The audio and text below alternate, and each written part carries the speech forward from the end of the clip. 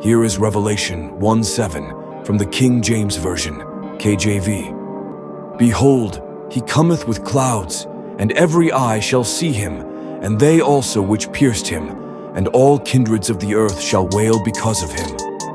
Even so, Amen. Narration: the return of the Lord. The sky begins to darken, yet in the heavens above, a blinding white light pierces through the veil of clouds.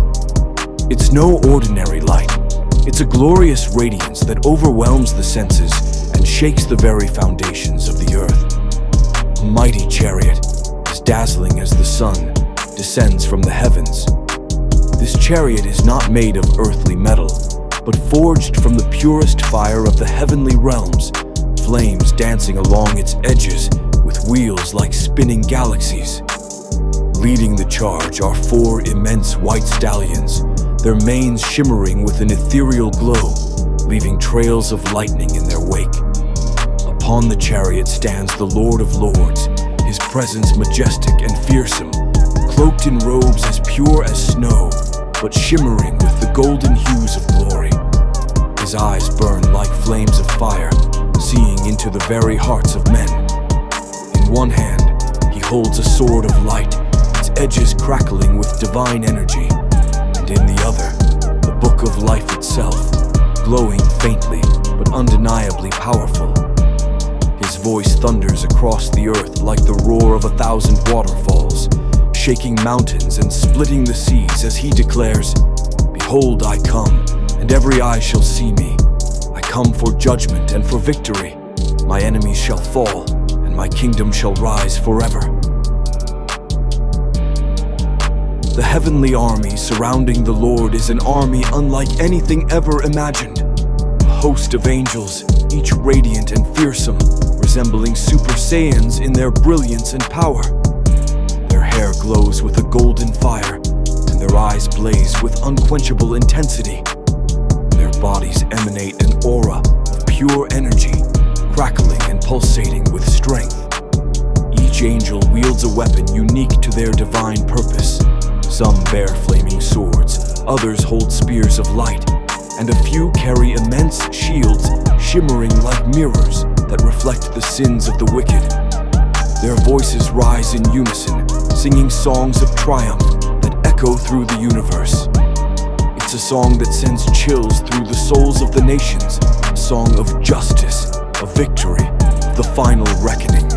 The sound grows louder, vibrating the very air, and the armies of the earth tremble as their own weapons fall useless from their hands. The reaction of the nations. The nations of the earth look to the sky in horror and awe. The proud and the mighty who mocked his name now quake in fear, their faces pale as death. Kings and rulers scramble to hide, crying out, "Fall on us, rocks and mountains! Hide us from the face of him who sits on the throne." The skies above swirl with light and fire, and the earth below shakes violently, splitting open in some places and swallowing entire cities. Yet no hiding place is safe.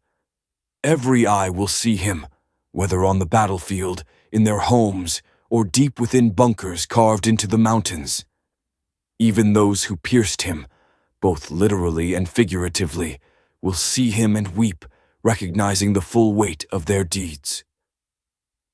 The clash of power. The Lord's chariot halts in the skies, and from his mouth comes a declaration of war. The time of mercy is over. Now comes the time of reckoning. The enemies of God muster their forces, armies from every corner of the earth, machines of war and every form of human power. But all their might is like straw before a raging fire. The angels with their golden auras, blazing brighter than 1,000 suns, descend upon the armies of the wicked. As they strike, their weapons leave trails of light and thunder, shaking the earth and splitting the heavens. Even the greatest weapons of man are as nothing before the glory of the heavenly host. The battle is swift, decisive, and utterly one-sided. The triumph of the king, the nations wail, not just in defeat, But in realization, the king has returned, and they have chosen the wrong side. The Lord steps down from his chariot, his feet touching the earth. At that moment, a great earthquake shakes the world, mountains crumble, and the seas roar. Yet for those who have waited faithfully for his return, there is no fear, only joy. The Lord raises his sword to the sky, and the clouds part to reveal the new Jerusalem descending, its walls gleaming with precious stones and its gates of pearl. His voice echoes once more, "Behold, I make all things new." Closing vision. As the scene closes, the watcher is left awestruck, heart pounding with the gravity of the vision. This is no mere story. It is the ultimate truth, the promise of the ages. It is a call to readiness, to faith, and to hope in the victorious return of the King. The angels, the chariot, the clash of powers, it all serves as a prelude to the eternal reign of the Lord, whose glory and justice will shine forever.